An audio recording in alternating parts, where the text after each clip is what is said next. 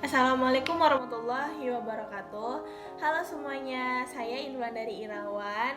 Saya mahasiswi dari Universitas Internasional Batam, Fakultas Ilmu Hukum dengan NPM 1851030. Di video ini saya akan membahas tentang tata cara mengajukan gugatan di peradilan agama dan juga tahapan-tahapan penanganan suatu perkara di pengadilan agama. Nah, sebelum memasuki ke pembahasannya, saya mau menjelaskan dulu apa itu arti peradilan agama. Apa sih itu peradilan agama? Peradilan agama adalah salah satu badan peradilan pelaku kekuasaan kehakiman untuk menyelenggarakan penegakan hukum dan keadilan bagi rakyat-rakyat yang mencari perkara tertentu antara orang-orang yang beragama Islam di bidang perkawinan, waris, wasiat, hibah, wakaf, zakat, infak, sedekah, dan juga ekonomi syariah.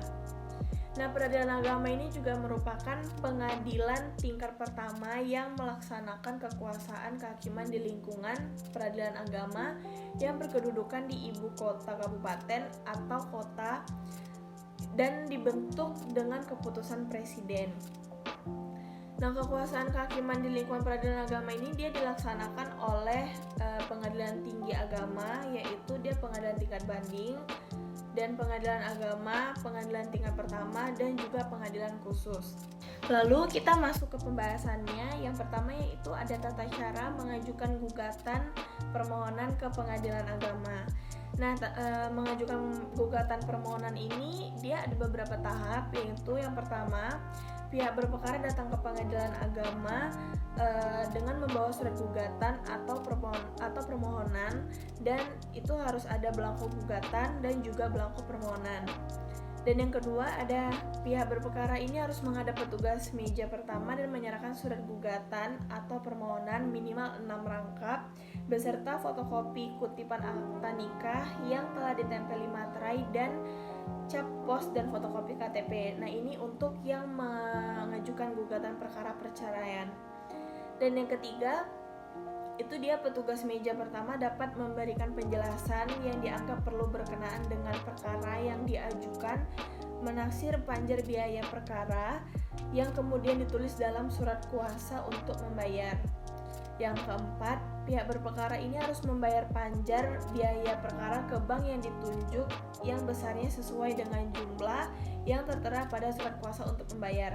Dan yang terakhir, yang kelima, itu dia pemegang kas akan menandatangani surat kuasa untuk membayar dan memberikan nomor urut perkara dan tanggal penerimaan perkara dalam surat kuasa untuk membayar, kemudian menyerahkan tindasan pertama surat kuasa untuk membayar yang telah dicap lunas dan surat gugatan atau permohonan kepada pihak berperkara. Lalu masuk ke pembahasan tahapan-tahapan penanganan perkara di persidangan pengadilan agama. Nah, tahapan-tahapan penanganan di persidangannya ini tuh ada beberapa tahap, yaitu yang pertama upaya perdamaian. Nah, pada perkara perceraian seperti cerai gugat dan cerai talak, hakim wajib mendamaikan kedua belah pihak berperkara pada setiap kali persidangan. Nah, kedua belah pihak ini bebas memilih hakim mediator yang tersedia di pengadilan agama tanpa dipungut biaya. Tetapi apabila terjadi perdamaian, maka perkaranya dicabut oleh penggugat atau pemohon dan perkara telah selesai. Nah, dalam perkara perdata ini, pada umumnya sebelum melakukan pemeriksaan, hakim ini diwajibkan mengusahakan perdamaian antara pihak berperkara dan jika tidak damai dilanjutkan dengan mediasi. Dalam mediasi ini, para pihak yang berperkara ini boleh menggunakan hakim mediator yang tersedia di pengadilan agama tanpa dipungut biaya, kecuali para pihak menggunakan mediator dari luar, maka biaya tersebut itu akan ditanggung jawab oleh para pihak. Dan apabila terjadi damai, maka dibuatkanlah akta perdamaian. Akta perdamaian ini mempunyai kekuatan hukum yang sama dengan keputusan hakim dan dapat dieksekusi, tetapi tidak dapat dimintakan banding, kasasi, dan juga peninjauan kembali. Nah, apabila tidak terjadinya damai dalam mediasi, maka perkara perceraian tersebut maupun perkara perdata umum, proses pemeriksaan perkara tersebut akan dilanjutkan. Dan yang kedua, ada pembacaan surat gugatan penggugat.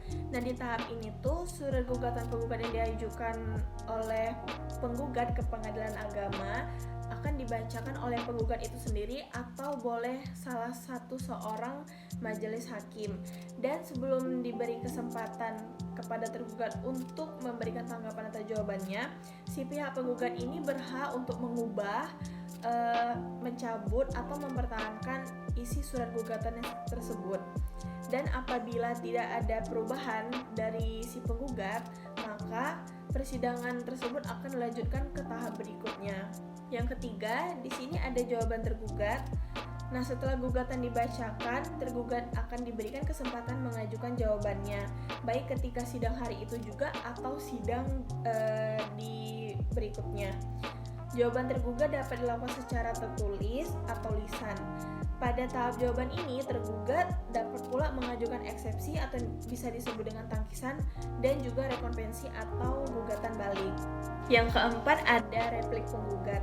Setelah tergugat menyampaikan jawabannya, penggugat diberi kesempatan untuk menanggapinya sesuai dengan pendapat dari si penggugat.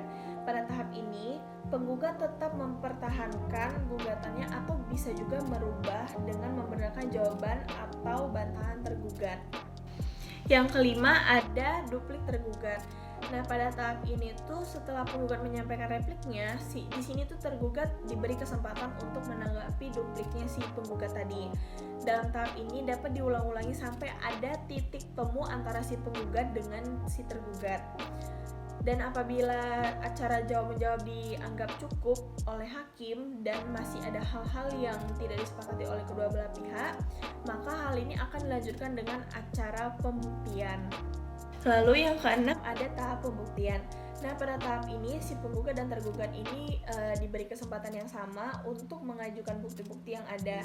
Dan bukti-buktinya itu boleh merupakan surat maupun saksi-saksi yang secara bergantian yang diatur oleh hakim. Yang ketujuh ada kesimpulan para pihak.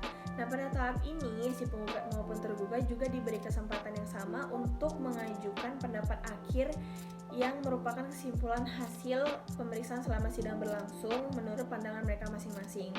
Nah, kesimpulan yang disampaikan ini juga dapat berupa lisan maupun tertulis. Yang ke-8 ada musyawarah majelis hakim. Nah, pada tahap ini rapat permusyawaratan majelis hakim ini bersifat rahasia. Dalam rapat permusyawaratan majelis hakim ini, semua hakim menyampaikan pertimbangannya atau pendapatannya baik secara lisan maupun tertulis. Dan jika terdapat perbedaan pendapat, maka diambil suara terbanyak atau pendapat yang berbeda tersebut dapat dimuat dalam putusan. Dan yang terakhir yaitu putusan hakim. Nah, di sini setelah selesai musyawarah majelis hakim tadi, pada tahap ini akan dibacakan putusan majelis hakim. Setelah dibacakan putusan tersebut, penggugat dan tergugat ini berhak untuk mengajukan upaya hukum banding dalam waktu 14 hari setelah putusan tersebut dibacakan. Nah, apabila si penggugat atau tergugat itu tidak datang, tidak hadir saat dibacakan putusannya, maka jurusita pengadilan agama akan menyampaikan isi putusan kepada pihak yang tidak hadir dan putusan baru berkekuatan hukum tetap setelah 14 hari akan diterima oleh pihak yang tidak hadir itu. Sekian pembahasan dari saya tentang tata cara mengajukan surat gugatan dan juga tahapan-tahapan penanganan suatu perkara di pengadilan agama. Jika ada kesalahan kata atau penjelasan dari saya kurang jelas, mohon dimaafkan. Sekian dan terima kasih. Wassalamualaikum warahmatullahi wabarakatuh.